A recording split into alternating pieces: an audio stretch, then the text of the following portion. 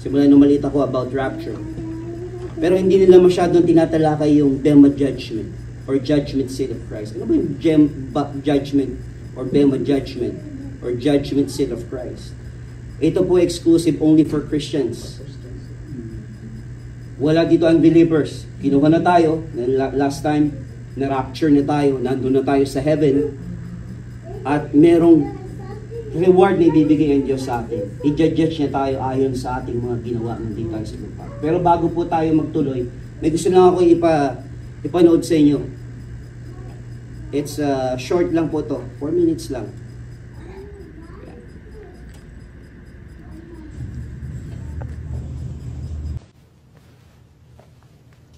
Question: what are you called to do?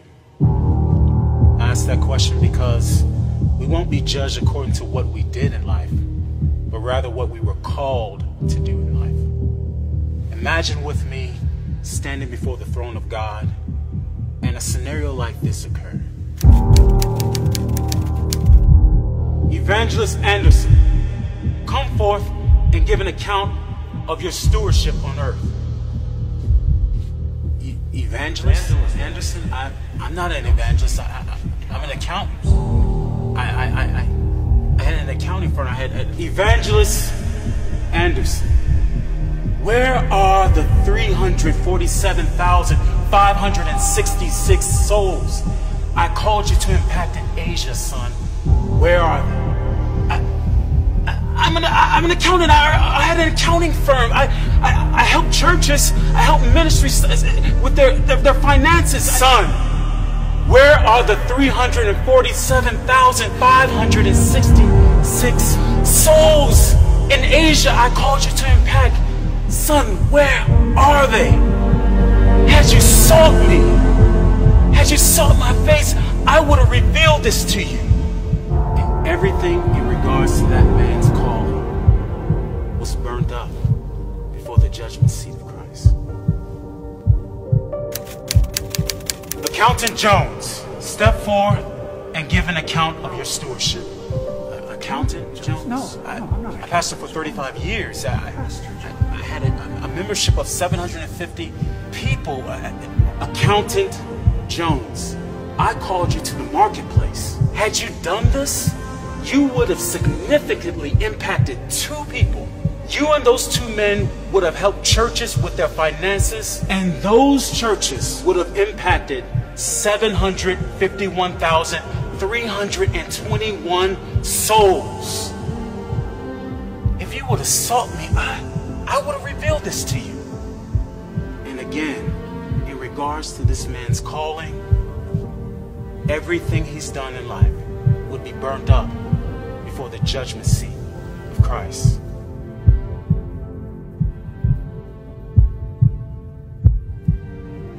Sister Smith, come forth and give an account of your stewardship.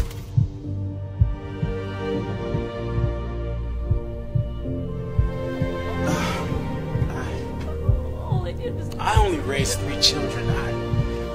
I never preached to nations. I never even been on a missionary trip. I only tried my hardest to raise my children in your way.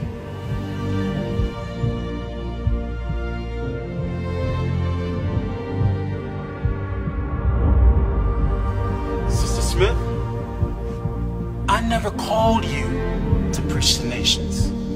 I never called you to go to other countries on missionary trips. I called you to raise 3 children. And let me show you the 1,579,541 souls those 3 children impacted. You sought me and you heard my voice. You were obedient to my call. Well done, my good and faithful servant. Enter into the joy of your Lord.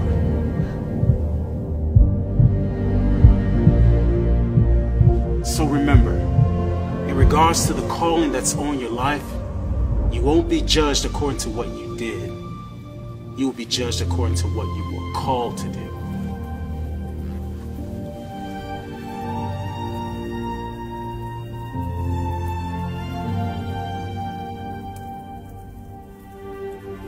Amen. Kung napansin niyo po, haharap tayong lahat sa hukuman ng Diyos. Tayo mga Christian, haharap tayo lahat. Napansin niyo yung isa, tinawag siyang evangelist. But he's not evangelist, he's accountant. So, yung pagsusulit niya sa Diyos yun, accountant siya, pero hindi niya ni-share yung word sa marami niyang churches na nakakausap siguro. Tapos yung pangalawa, pastor, pero tinawag siyang accountant kasi accountable siya sa mga souls na pinipreach niya. Diba? Accountable yung pastor niya. Tapos yung pangatlo, yun yung winelcome ni Lord. Good and faithful servant, enter into my kingdom, sabi niya. Tinawag siya para hindi maging evangelist, hindi maging pastor. Tinawag lang siya para tutukan niya yung tatlo niyang anak.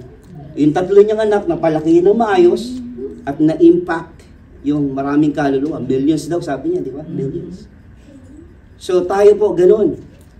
Dapat alamin natin kung anong calling natin sa Panginoon. Minsan, iniisip natin, Lord, bakit nandito ako sa lugar na ito?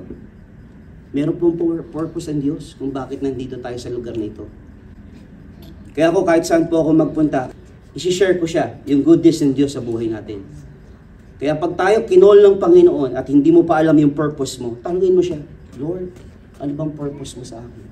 Ano bang gusto mong ipagawa sa akin? Kaya po, ako hindi na ako masyado nagtatanong sa Panginoon ngayon kung bakit ako nandito. Alam ko na meron siyang purpose kung bakit ako nandito sa church nito. Meron siyang gustong ipagawa sa akin na gusto kong gawin yun para sa Panginoon. At sabi niya, harap tayo sa Bema Judgment. Lahat po tayo, walang excuse. Walang excuses sa Panginoon pagharap mo. Lord, kasi ganito, kasi ganyan. Lahat yan pagsusulit mo sa Panginoon. Ang Bema Judgment po is a Greek word translated to judgment seat. Judgment seat of Christ. Yan ang ibig sabihin ng Bema. Pero yun nando sa Bible is the judgment seat, no? At ang sabi niya sa 2 Corinthians chapter 5:10. For we must all appear before the judgment seat of Christ. Lahat tayo, lahat yan. Lahat yan naharap sa hukuman ng Diyos. Walang hindi. Lahat yan. Walang excuse dyan. Oh Lord, hindi ako kasama dyan. Hindi po. Sabi niya lahat. Yan. So tayo, pag ni-rapture tayo, pag kinuha niya tayo, lahat po tayo ay harap sa hukuman ng Diyos. God will take His people home to judge and receive the rewards. Exclusive only for Christians, sabi po niya dyan. Para tayo bigyan ng reward at giving the proper reward to each and every one. Sabi niya sa 2 Corinthians chapter 5, for we must all appear before the judgment seat of Christ, that everyone may receive the thing done in the body according to that he hath done, whether it be good or bad. Sabi niya. And the purpose ng Bema Judgment ay tayo po ay not to punish believers for sins committed either before or after their salvation, that everyone may receive the thing done in his body as a faithful steward. Para bigyan po tayo ng gantimpala, hindi tayo para parusahan. Kasi nandun na tayo sa rapture, na-rapture na tayo eh. No? Pero imagine niyo, si Pastor Amante tatawagin, ang dami niyang reward. Ang dami reward. Pastor Jay, si Ate Sel, ang dami reward. Tapos ikaw, hindi ka tinatawag. Imagine niyo, lagay niyo yung, isipin niyo maigi. Right? Di ba po nakakahiya? Ito lang sa lupa, bigyan niyo mo na reward yung isang tao. Tapos ikaw, hindi ka tinatawag sa ceremony. Nakakahiya. Wala kang reward man lang sa harap ng Panginoon. Sobrang nakakahiya. The fact of the matter, sabi niya sa Romans 14:10, but why do you judge your brother or sister?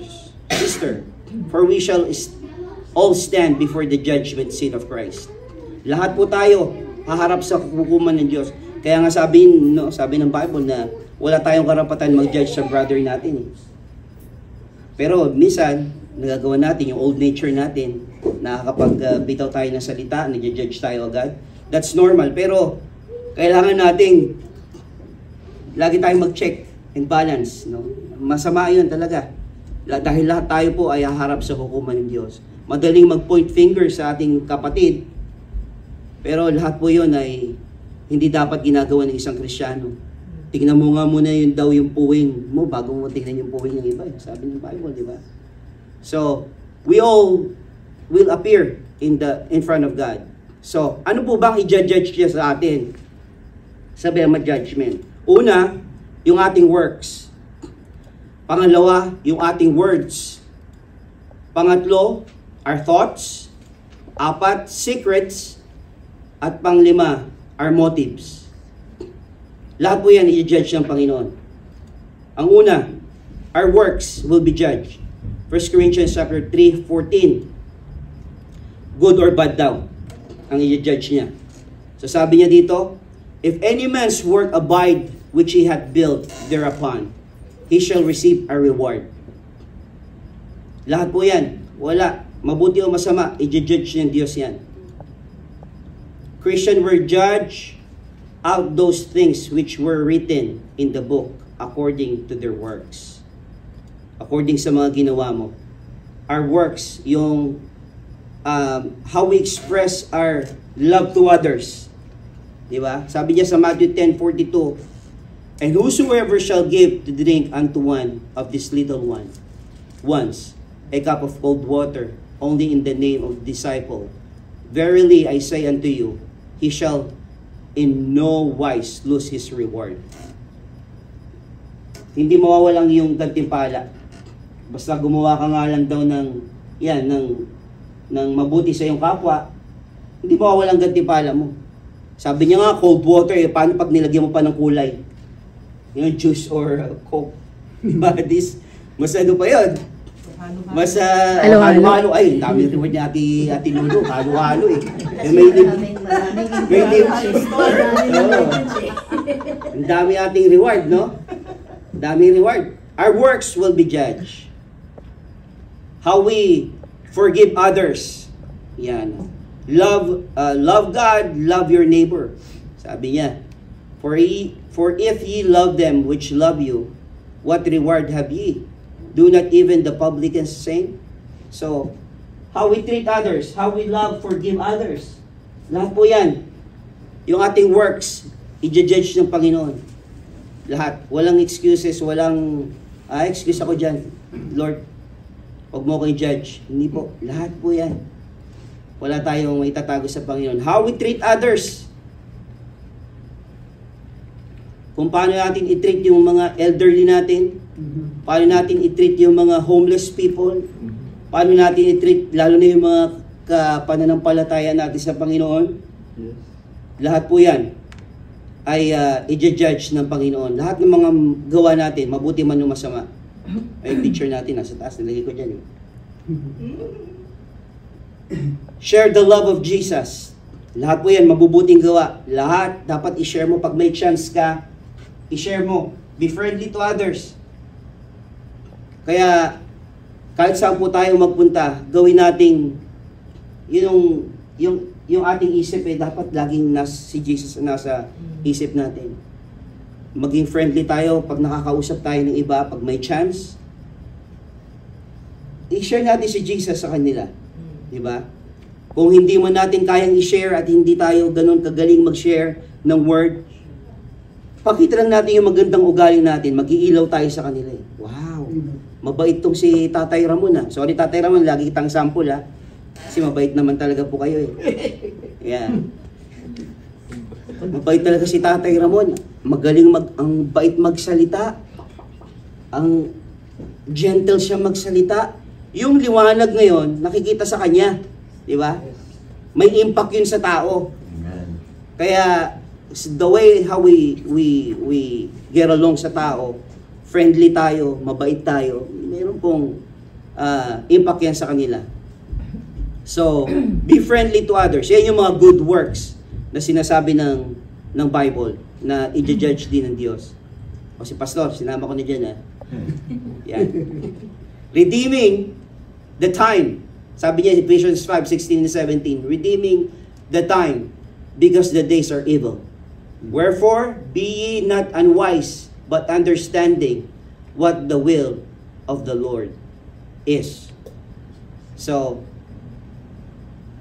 i-preach natin yung gospel. Ganyan ginagawa ni Pastor. Di ba? Nating lahat, mga ka-co-workers natin, mag-share tayo sa mga anak natin na nakikita natin na medyo matitigas ang ulo. Pagtsagaan natin sila. Mahalin natin sila. That's a good work. Lahat po yan ay i-judge ng Panginoon. At lagi nating isipin na kailangan din nilang sumama dito. Mahal natin sila kaya natin sinishare ito sa kanila. Ano po? So, i-judge ng Diyos lahat yan. Ating words, i-judge din ng Panginoon. Yung ating pananalita. Mabuti man o masama, lahat, pagbumura, lahat po yan. Yung mga pagkukurse ng asawa sa asawa, lahat po yan. I-judge ng Panginoon. Good or bad daw, sabi ng Bible. Sabi niya, Matthew 12:36, but I say unto you, that every ideal word that men shall speak, they shall give accountant thereof in the day of judgment. Lahat po yan. Our words will be judged. Yung mga useless word, nonsense word, lahat po yan, i-judge ng Diyos. Mga bad words. For by thy words thou shalt be justified, and by thy words thou shalt be condemned. Yan. So, lahat po yan ay i-judge ng Panginoon. The Lord hate a false witness that speaketh lies, and he that soweth discord among brethren. Yan. Kahit sa church, marami pong ganyan. Di ba? Isa, hindi natin naiiwasan na magsalita eh. Pero, dapat natin tigilin yung ating bibig. Lahat po yan, gossip. Gossip sa loob ng church, marami yan. Di ba? Kalat-kalat na. Sabihin nito, ay alam mo si brother, nakita ko kahapon. May kasama. Di pala, yung si sister pala, asawa pala niya yung kasama, nag-iba lang ng tali ng buhok. Nakataligo nung nakita niya. Kinalat niya na, pinagkalat niya na, ay ganun ba, sister? Gossip na. Lahat po yan, i-judge ng Panginoon. Kaya kapag tayo po ay nagsalita, lagi nating isipin na lahat ito i-judge ng Lord. Lahat ito ay may karapat na, or katapat na gantimpala sa Panginoon. So I think this gonna be, yung nasusunog to. Siyempre, gossip, nasusunog yan sa harap ng Panginoon. Sabi niya sa James, my brethren, be not many masters, knowing that we shall receive the greater condemnation. Lalo na yung mga pastor. Kaya ayaw ko po maging pastor. Mahirap yan. Talagang accountable ka sa Panginoon. Lahat yan. Lahat. Mahirap. Kaya pumasok po ako ng Bible school. Nakailang buwan lang po ako. Lumabas din ako. Dahil hindi ko calling yun eh. Hindi siguro kasi nagpa-manicure pa ako eh. Nagpagupit pa, manicure, bago pumasok. Pagdating ko sa Bible school, abay, scholar po kasi, na-approve ako sa scholarship. Nag-test na scholar. Tapos, pagpasok ko doon, abay, kaya pala scholar, kaming gagawa ng mga building. Magko-construction kami. Unang araw ko pala, nagpapala ko, naka-pedicure pa ako ha. Pala, ganda pa ng kuko ko.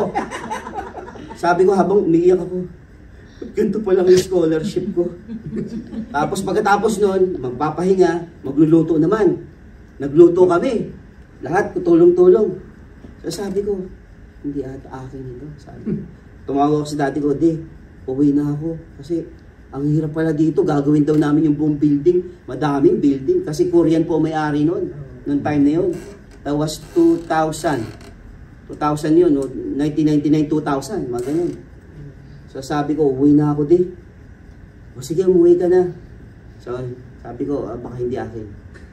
Kaya hinanap ko yung calling sa akin ng Panginoon, siguro pag-awit, kaya po, umawit ako sa Panginoon hanggang ngayon.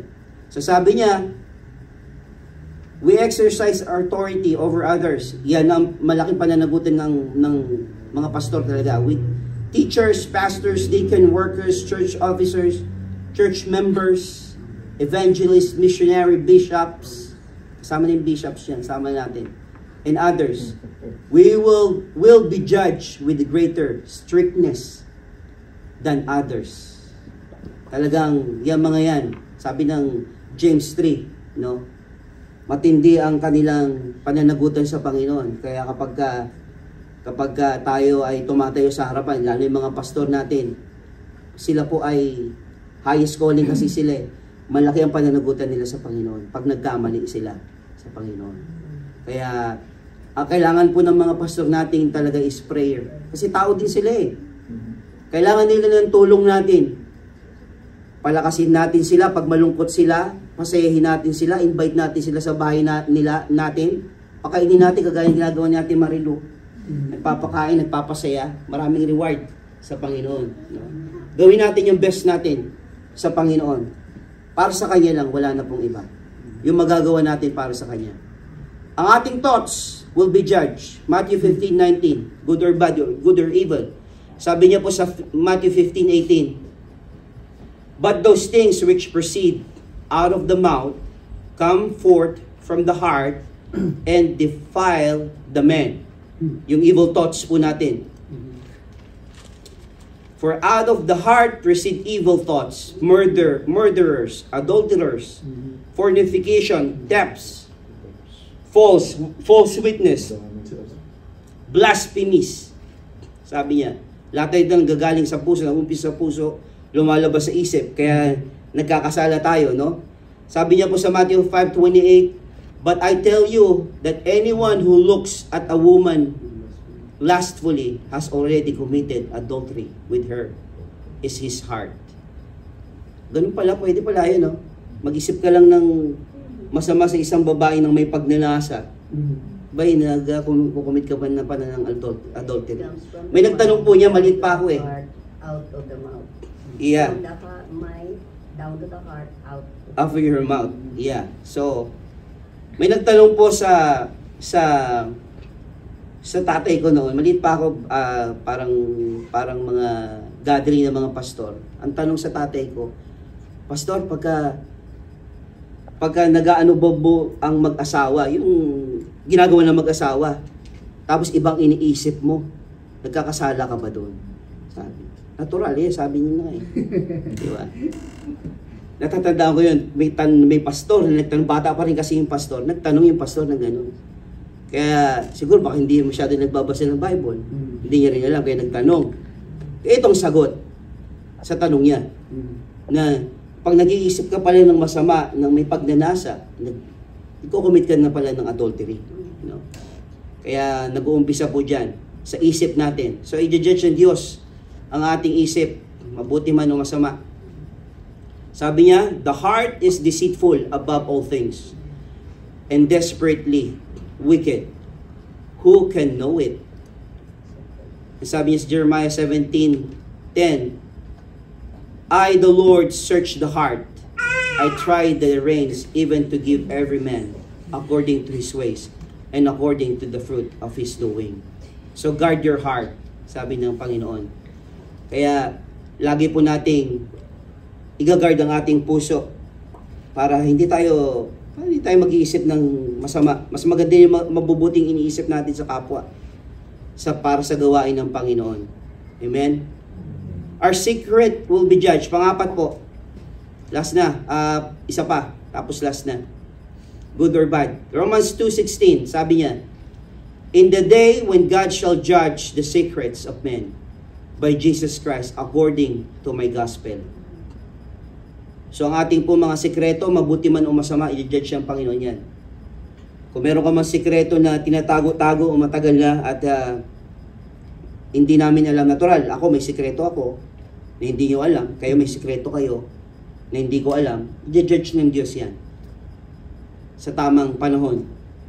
Kaya mas maganda na po yung magsikreto tayo ng mabuti. No? Magsikreto tayo mabuti dahil ilalantad ng Diyos yan eh. So, hindi natin alam kung, hindi naman, sabi ng Bible, hindi ka naman daw niya ipapahiya dun. Di ba?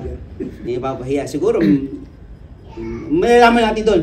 Huwag lang kayo magpapaiwan ha. Para malalaman natin lahat sa Kanya, sa harapan niya. Matthew 4:22. For there is nothing hid, sabi niya, which shall not be manifested, neither was anything kept secret, but that it should come abroad. So yung mga yung kagaya niya, sample niyan, yung pagpatay, no? Tinatabunan niya, tinago niya ng mahabang panahon. Kung may secret man siyang ganyan na masama, pero pinagsisihan niya naman yan, ilalabas po yan, malalaman yan sa Bema Judgment. Mabuti man o masama na ginawa natin. Ecclesiastes chapter 12:14. For God will bring every work into judgment with every secret thing, whether it be good or whether it be evil. Lahat po, good daw or evil, i-judge ng Diyos. All things. All things. Lahat po ay bubuksan ng Panginoon sa harapan niya. God knows our secret sacrifices. Yung mga magagandang ginawa natin. Alam din ng Diyos yan, yung mga magagandang ginawa natin. Yung mga sikreto natin ginagawa na mabubuti. Ipapakita din ng Diyos yan. Blessed are ye when men shall revile you and persecute you, and shall say all manner of evil against you, and falsely for my sake. How must we suffer for Jesus? Amen? Amen. So, kailangan po ay tayo ay gumawa ng sikretong maganda na sa Panginoon. Rejoice and be exceeding glad, for great is your reward in heaven. For so persecuted they the prophets which were before you. Yan, great is your reward daw po in heaven. Yan yung mga reward na ibibigay sa atin ng Panginoon. Hindi natin alam kung ano exactly, ano itsura eh. Pero sabi niya, crown, may mga crown daw siya. In-explain ng Bible, crown. Siguro parang ganyan. No, ganyan siguro. Or mas maganda pa siguro na ibibigay ng Diyos yan. Yan. Sabi niya sa 1 Corinthians 9:25, and every man that strive for the mastery and temperate in all things, now they do it to obtain a corruptible crown, but we an incorruptible. Yan po yung mga na-overcome mo yung old natures mo. Halimbawa, bakla ka dati, no? Tapos naging Christian ka. Tapos may nakatabi ka na isang poging lalaki. Na-overcome mo yung pagkabakla mo. Yan yung nalalabanan mo yung pagkabakla mo, yung old nature mo. Sabi ng Bible, yung nakokontrol mo yung old nature mo. Parang ganun. So yung mga dati nating ginagawa, pero na-overcome na natin ngayon, magmula na natanggap na natin si Kristo. No? Kailangan natin paglabanan. Lahat po yan. At yung ating motives, right and wrong, last na po, i-judge ng Panginoon yan, mabuti man o masama. Sabi niya, 1 Corinthians 4:5, therefore, judge nothing before the appointed time. Wait until the Lord comes. He will bring the light what is hidden in darkness, and will expose the motives of the heart. At that time, each will receive their praise from God. Lahat po yan may katapat na gantimpala. Yung ating motive sa Panginoon, yung ating paglilingkod sa Kanya ng tapat. Alam niya kung sino ang naglilingkod ng tapat sa Kanya. Alam niya yung motive mo kung bakit nandito ka sa church. Alam niya kung anong gusto mo, bakit ka nag-church. Baka gusto mo lang singilin yung umutang sa'yo. O kaya baka gusto mo lang kumain mamaya ng lunch. Alam niya yan eh. Alam niya yung motive mo. Mabuti man o masama. Alam niya yan. Sabi niya po, 2 Corinthians 5:14, for the love of Christ concentrate us, because we the judge that if one died for all, then we're all dead. Sabi niya, that's the right motive. Yung sincere, right and motive natin, yung totoong pagmamahal natin kay Kristo. Hanggang sa mamatay ka. Sabi niya nga, no? Naglilingkod ka sa Panginoon, ginagawa mo yung para sa Panginoon. Nagsosoul winning ka. Mahal mo siya. That's a good motive. Pagpunta mo sa church para sambahin lang siya, that's a good motive. Diba? Wala ka ng ibang iniisip. That's a good motive. Nagba-Bible study ka, kinakausap mo si kapatid para lumalim siya sa Panginoon, that's a good motive.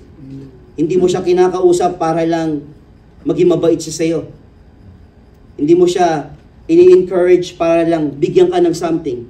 Ginagawa mo yon kasi mahal mo siya, kasi gusto mo siyang lumapit sa Panginoon. Tama po yung motibo na ganun. Diba? So, lahat po yan i-judge ng Panginoon. 1 Peter 5:2, feed the flock of God which is among you, taking the oversight thereof, not by constraint, but willingly, not for filthy lucre, but of ready mind. Filthy lucre yung greedy, right? It's greedy. Yung gahaman. Yeah, yung gahaman. Kaya talaga po tinitingnan yung good motive natin, no? Yung right motive natin, tinitingnan ng Panginoon. How faithful we are to the Word of God and the flock of God.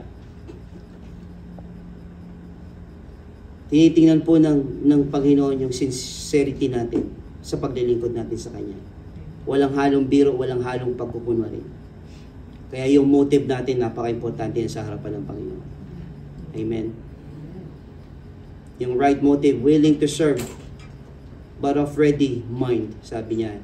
Even so hath the Lord ordained that they which preach the gospel should live of the gospel.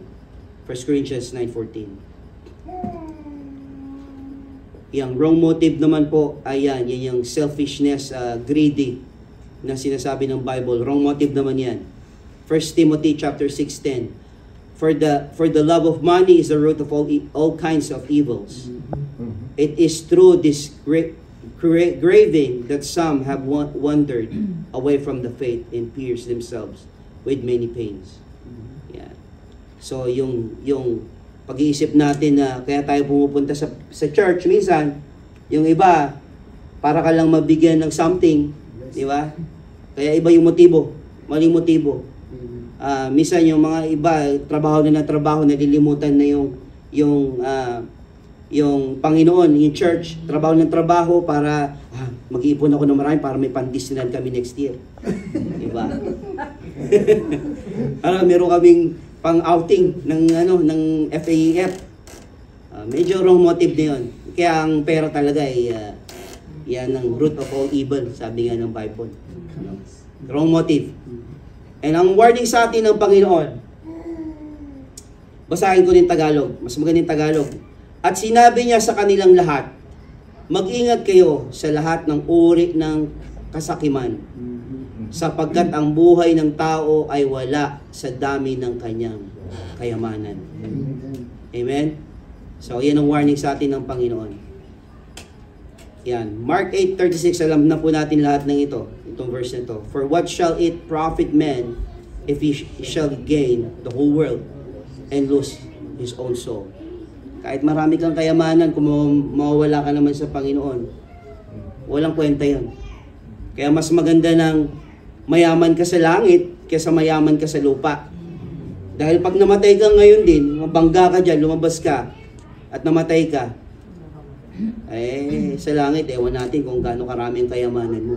Kaya nga sabi niya, mag-ipot daw tayo ng kayamanan sa langit, hindi sa lupa. Dahil dito sa lupa, maraming magnanakaw at nakakalawang ang lahat ng kayamanan dito sa lupa.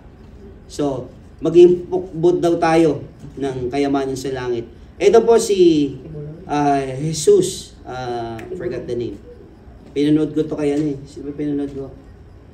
Kay Kuya Perdi pala. Pinanood namin nakaraan, pinakita ko kay Kuya Perdi yung video nito about sa kanya na nagtatatak siya ng 666 sa mga members niya. Wow. Pinatatakan niya yung mga members niya na 666. Marami siyang followers, marami siya na-deceive. Mayaman na to dahil dyan. Wrong motive niya eh. Ngayon yung isa sa mga false prophet. Antonio de Jesus Guevara. Yeah, tama. Taga Florida, Mexico po siya, pero Mexico mayroon siyang church sa Florida. Yan. Matagal niya, 2008 pa po ito, pero ngayon mas malaki na yung church niya, marami siyang nadideceive na mga tao. So, yan yung mga wrong motive. Yan. Ito, wrong motive. Ang akala nila yung mga Catholic, no? Pag nagpe-penitensya, ay mababawasan daw yung kasalanan nila. Wrong motive po yan. Sabi ng Bible, basahan yan sa harapan ko. Sabi niya. So, marami yan sa atin sa Pilipinas hanggang ngayon, di ba? So, yan, wrong motive po yan, sabi ng Isaiah. Yan ay basahan sa harapan ng Panginoon. Alam nila, mababawasan ng kasalanan nila, pero hindi pala. Yan. So, how will God judge at the Bema? Ano ba? Paano ba tayo ma-judge sa Bema Judgment? The test will be by fire. I-judge po yung ating mga nagawa, mabuti man o masama, papadaan daw sa apoy. Pero, next time na po yan. Yan. So, paano ba i-judge ng Diyos yung ating mga nagawa? Ano ba ang matitira doon sa mga ginawa natin? Meron kaya? Gaano kaya karami yung reward mong matatanggap? At anong gagawin natin sa mga natanggap natin? Yan. Yan po yung dapat nating malaman. At pag tayo po naiwan, hindi natin malalaman ito. Kaya kailangan kasama kayo. Balitaan nyo na lang kami kung ano nangyayari dito, ha? Text na lang tayo. May wifi din. Oo. So tayo pong lahat ay tumayo. Salamat sa Panginoon.